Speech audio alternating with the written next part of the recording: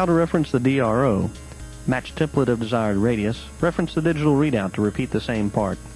No additional adjustment is required for material springback. Match template. Reference the DRO. Now let's reference the digital readout. With the universal tooling, we can set this up in many different configurations. We can either roll on the core spacers inside the throat between the shoulder flanges, or we can roll on the outside of the shoulder flanges as we're doing here. Depending on the material and the tooling setup, this will affect what the reference is on our digital readout.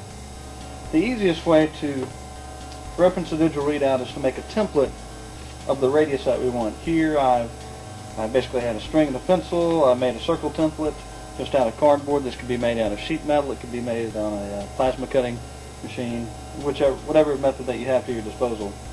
Here this is cheap and easy. So what I'll do, I want to actually advance this forming roll down, and I'll look at the amount of deflection of the material underneath the top roll and the side roll, and first you'll approximate just by the amount of deflection, if you were to roll that material out, if it will come to this radius. And what we'll actually do with straight material feeding into the machine, feeding into the rolls, and radius material coming out, we'll hold our template up. Once the material is flush, then we can read on our reference our digital readout to find the correct position.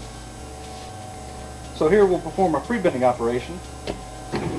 We'll use the driving force of the roll to pick up the material. We're easily cranking down with one hand. Now here I can begin to look, and I can roll some material out, and I can tell that this is probably still a little bit too large.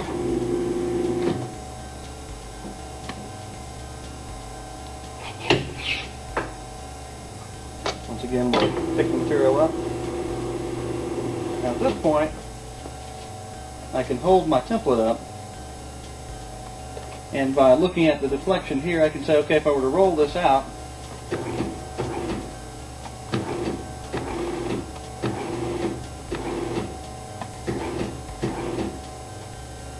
now if I need to, that's not too bad. Depending on our tolerances, I could either back up on the forming roll or bring it down to make it tighter. If I'm happy with the radius, then I can continue on. So here we see, for our radius of 6 inches, we've matched our template. Now, to produce the same piece, I can reference the digital readout at 56.7. When I perform my pre-bending operation, once this forming roll is at 56.7, I can engage rotation and have a 6-inch radius. That is referencing the digital readout.